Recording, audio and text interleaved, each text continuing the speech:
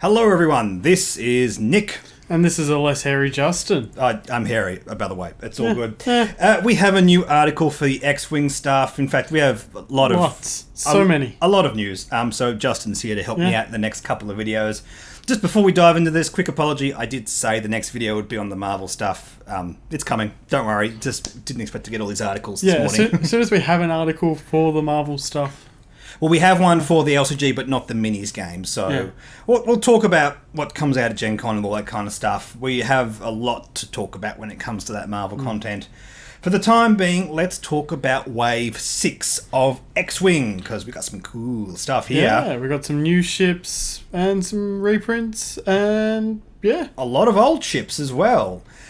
So first of all, let's just quickly talk about the fact that we have the Rebel and Empire content from Wave 14 of First Edition being reprinted into Second Edition at the same cost as it was in First Edition. Yeah, so it means that you're losing the First Edition stuff, but you don't care because you're Second Edition players. So. Pretty much. I mean, look, if you really wanted to get the First Edition stuff, it's going to be available for a while to come. I'm sure a lot of places haven't sold out.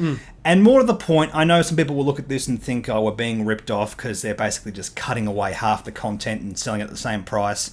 I think it's more of a case of those First Edition packs were just priced aggressively to try and get us into Second Edition. So I'll agree with that. There is one caveat to what you just said, though. What's that? And that is the fact that it doesn't have K2SO in the pack. That's an interesting point. That's an interesting point. Now, the next video, we're going to talk about this pilot pack, which is kind of weird because we have a new pilot in one of these packs, which will be in that new pilot pack, but not K2SO. Yeah. Which we'll talk about more in depth in the next video. Yeah. But it's an interesting thing. I mean, it doesn't matter. We're going to get the pack anyway. But it's just worth pointing out. And before we talk about the new ships, let's just quickly mention with the YV666 as well, we do get a new pilot card in Bosk. Which is really cool. Has the same pilot ability as the YV666 boss, but on the Z95. Yeah, cool. I don't know. I don't fly scum, so I don't know. Well, it's not really that relevant on the Z95. There's no real way to exploit criticals and turn them into 2 hits, but I really like the Pursuit Craft baked-in ability. After you deploy, you may acquire a lock on a ship that the friendly Houndstooth has locked. So that's like just decent value on like a Moralo Uval build. It's a nice combo with Lats Razzie because Lats Razzie already wants to get target locks on your opponent's ships. Moralo Uval and Lats Razzie aren't really that relevant right now in terms of meta play, but hey, they're going to come out in hyperspace, so who knows. Also, just with Trandoshan Slavers, like I don't think you really need to combo with this. I just think getting free target locks and like slapping a concussion missile on him just seems decent. Yeah, I suppose you could also have marksmanship on him. Yeah, assuming he gets talent. I don't see why he wouldn't. Yeah. Yeah, absolutely. Could be fun. Initiative 4 though, so bullseye firing arc stuff, blah blah blah. Look, I really wanted to see more content on the Scum Z95. I feel like it's just a bit uninteresting and lacking in cool options when really within the context of the Star Wars universe it is quite a highly customizable ship. This doesn't really wow me, but it's appreciated nonetheless. I actually really like the paint job on this one as well. It looks really mint right now. Yeah, looks really, really cool. Also a new paint job on the YV666 itself. Really cool to see. Also re-releases of the TIE Interceptor, TIE Defender, the A-Wing, and that's it. Yeah. Also new paint job on the A-Wing as well. Yeah, I was just about to say that. So I'm a bit disappointed as the Imperial player that we don't have any new paint jobs for the TIE Defender or the TIE Interceptor. However, we have already had multiple paint jobs for them already, so... Yeah, you can get red or with stripes or whatever. We do get a new paint job on the A-Wing though, which looks kind of cool. Similar to the art on Phoenix Squadron Pilot, although slightly different. The blues are in different spots. It hasn't got that triangle. Looks awesome. Actually, no, sorry. Jake Farrell also has that same triangle as well on his. Yeah, indeed. I suppose Jake's not really meant to be part of Phoenix Squadron, is he? I don't know. I don't. Some of you lore guys will correct us in the comments. Let us know. Yep. But we're mainly here to talk about this new TIE Fighter and the Fireball. Oh, I've been looking forward to this since I first saw Resistance. Oh, Looks this cool. is nice. It looks similar to a TIE Interceptor. I have to say, it feels more similar to an Interceptor than a TIE Silencer, which is probably a good thing because the faction's already got a TIE Silencer. Yeah.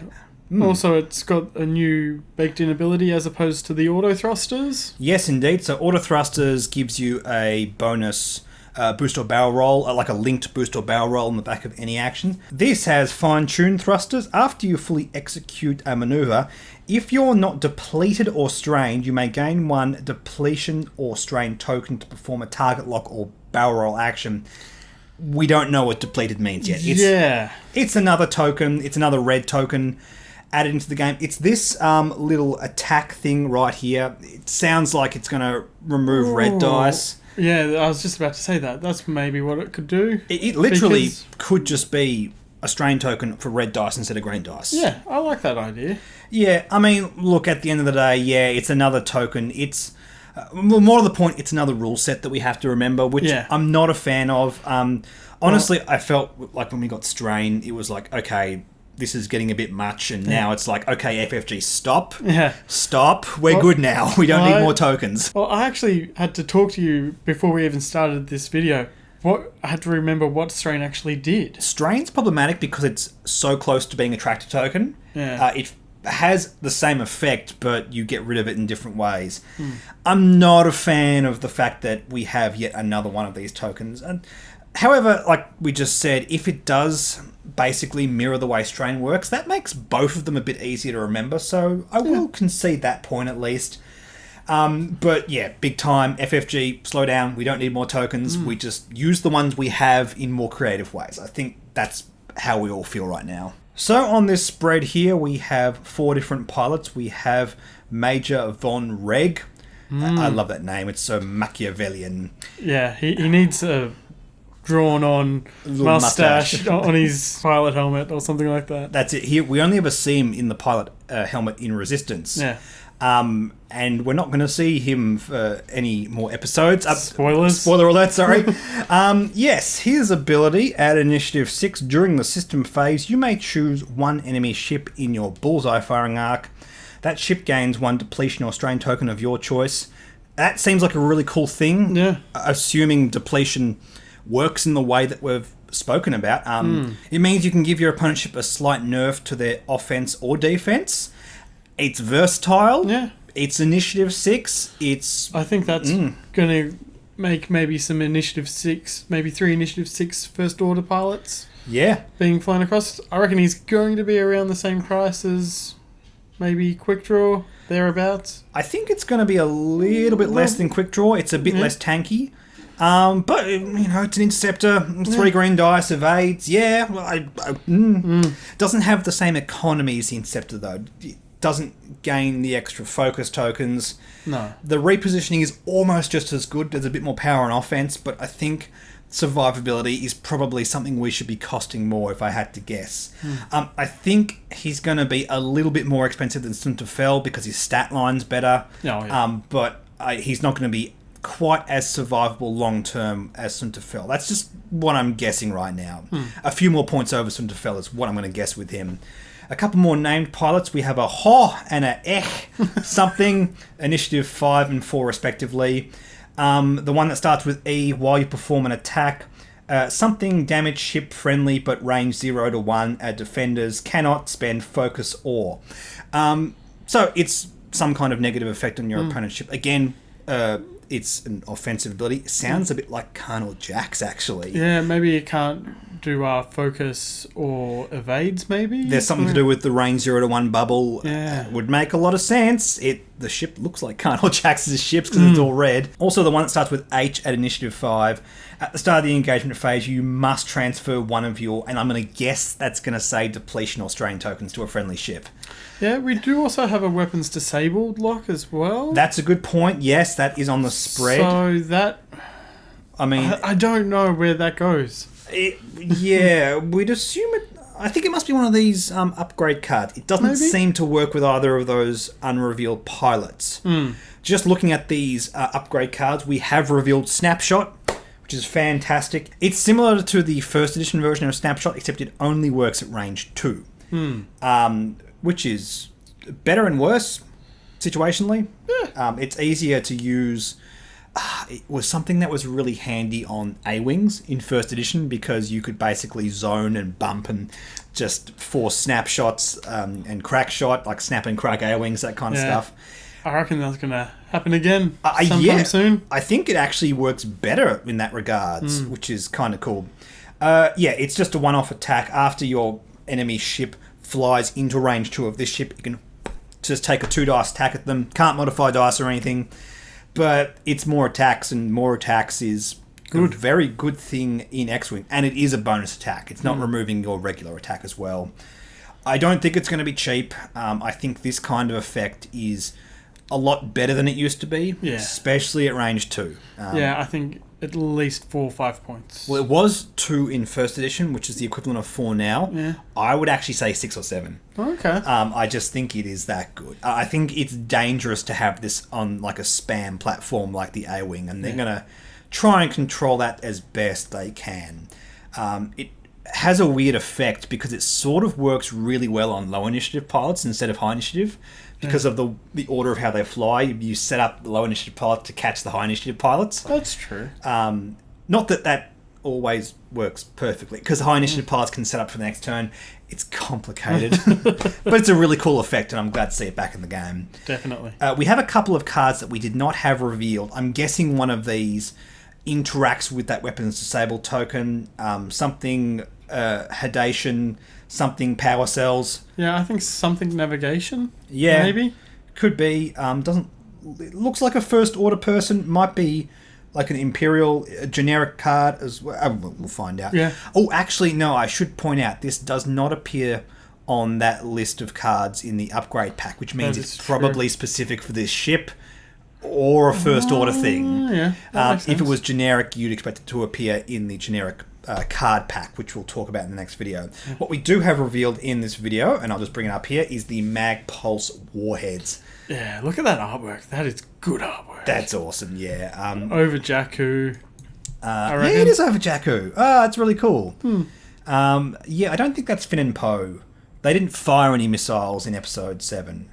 Anyway, it's a 3 red dice attack at range 1 to 3, so nice and versatile. 2 charges, attack target lock, spend your charge. If it hits, the defender suffers a critical, gains a deplete token and a jam token, and then you cancel all the results. So if you hit, that is a consistent result that you're going to get, a consistent effect on your opponent's ship. You don't get to deal damage apart from that. But that seems really good. Yeah, I mean, you've got 3 dice, so you are likely to get at least 1 through, which therefore means that you will get the critical damage. Oh yeah, it's very likely. Very likely. Against like some aces, it might be difficult. Against force users, that's difficult. But if deplete is what we suspect it is, and it just removes like a one-off red dice, it's good because it actually hits your opponent significantly on offense, somewhat on defense, because jamming away focus tokens is really good, and it gives them a critical as well. Yeah. Also, it's a piece of ordnance that you get more benefit out the later you fire it, as opposed to almost every other piece of ordnance that wants you to fire ASAP. Yeah, that's really true, isn't it? You want to keep this for as long as possible. So on platforms that can take missiles and torpedoes, you can do plasma torpedoes and mag warheads. I'm thinking like this on quick draw. Just keep quick draw, keep going for a little bit longer. Yeah. Fire that off. Oh, I like good. This. I mean, it might be stupidly expensive. The effect does seem relatively powerful. Yeah. Again, we need to know what deplete does, but I like the design. Yeah. I just think that's a really cool basic effect. If it's efficient enough, might even be worth looking at on like cheaper platforms like Z95s, Stick Fighters, that kind of thing. Always on the lookout for nice, efficient ordnance. One last thing before we go on to the next ship. The dial looks awesome. Yeah, very little red, but the red that was on it is good. You get a 5k, and the S-Loops as... S-Loops, yeah, looks great. Similar to an Interceptor, but all the blue happens at speed 1. So high maneuverability. Similar to a TIE Advanced V1 in that regard. Which is not surprising because it kind of looks like one if you squint. Because it has the same solar panels. The mixture of like a V1 and an Interceptor all in one. It's such easy a cool to design. fly ship, hopefully. Such a cool design, yeah. Looking forward to seeing what this one can do. Let's go over to the Fireball because, I'm so hyped for this ship. This one I am also hoping to see a bit of. I would love to fly against this one. Oh man, this thing's going to blow up so gloriously. It looks like so much fun. I love the design on this.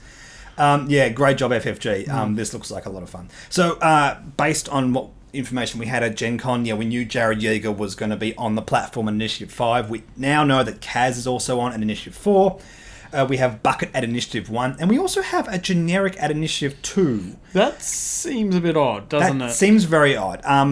I had this comment, and I completely agree in the last video, that it would have been cool to have this platform as a unique platform. That would have been a great thing for FFG to explore here. But I also thought the same thing with Sabine's TIE, and they didn't do that either. Because this is a one-off ship. There is one Fireball. Yeah.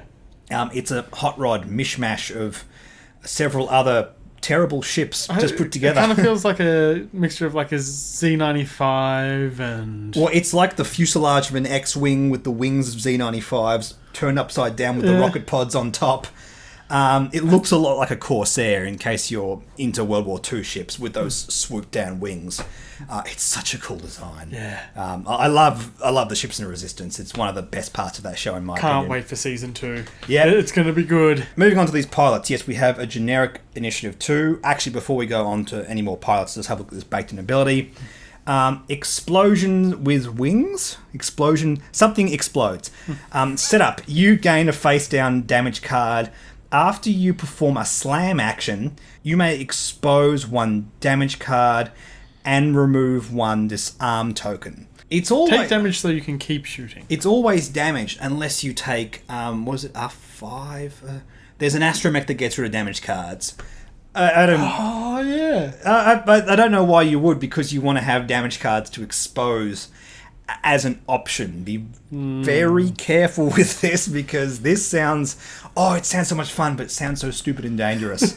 It has 6 hull, so you're basically starting off with 5 hull. A virtual 5 hull, I think is the best way of putting it.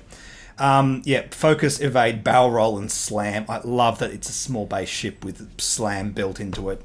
But it's like a crappy little Z95 with slam. And it's so cool. Yeah, we don't have any information on these pilot abilities. Yeager, while you have 2 or fewer something, you are damaged.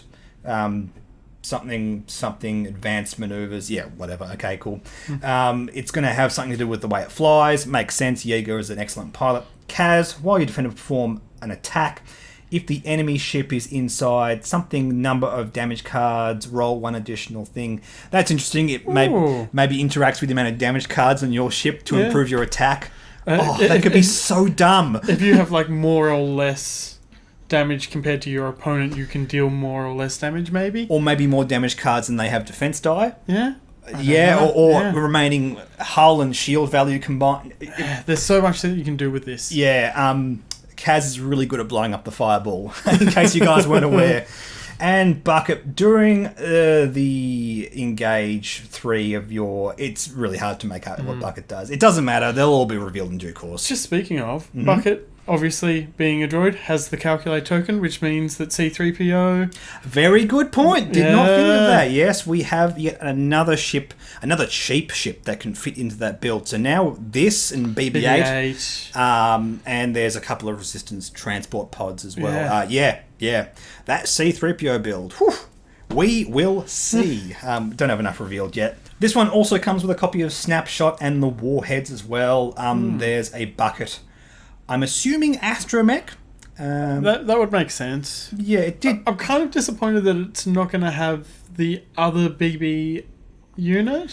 Yeah, that's a good point. Although that could be with the T-85. Yeah, because I don't think she actually was. No, she flew with Kaz in a T-70. Yeah. Future, blah, blah, blah. We'll see what happens. Yes, there was another BB unit that was like BB-8's best friend. And was it purple? Yeah, purple and pink, or like blue and pink or something like that. I think there was like a love story between BB-8 and that droid. I kind of think, yeah. That was kind of weird, but whatever. That's all good. We have, just skipping over the next card, we'll reveal that in a second. We have the Fireball. When you resolve something explosion, you may search the damage deck for. It sounds like basically when you flip the card face up from the explosion baked in ability, you can then go and find a different card. So you can take the least crappiest card for you at that point. Yeah, I think that makes sense. It's probably going to be expensive because... yeah, possibly. Well, it's not... The thing is, there's a risk-reward thing going on there where the card that you reveal might already be pretty bad. Remember, face-up damage cards are generally toned down in 2nd edition, so it might be cheap. I don't know. Advanced Slam, Targeting Computer, and Coaxium Hyperfuel. First of all, I love this art. So good. It's so good. That's so good. Kudos to whoever drew that one. Yeah. FFG, credit your artists, please.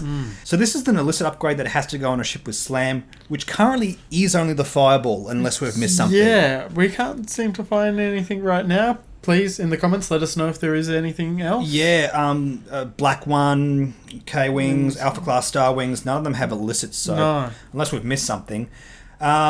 So, you can perform the Slam action even while stressed. Cool. If you do suffer a critical, not so cool, unless you expose one of your damage cards. That doesn't interact with the Fireball title, just in case you guys were wondering that, because that does specifically talk about the baked-in ability. Also, after you partially execute a maneuver, you may expose one of your damage cards or suffer a critical to perform a Slam. That last paragraph there, that's where... I love how panicky that is. Oh, that's going to be good. This ship does not have shields. This is very scary. Also, if there is a ship in the future that has Slam and illicits, that does have shields, that's going to go way up in value. Yeah. Maybe this will be... once that ship comes out... the points will change to the amount of shields the ship has. Yeah, that's a very good point. Yeah. That's actually a really good idea. Also, it's kind of weird that we can't use it on the Scum Falcon. I kind of expected that to be the idea. Yeah, unless there's going to be a card coming out sometime soon that gives the Slam action. Unless we get Burnout Slam, which we currently don't have in 2nd edition. So yeah, once again, really, really cool design. Looking at that dial, it looks pretty normal.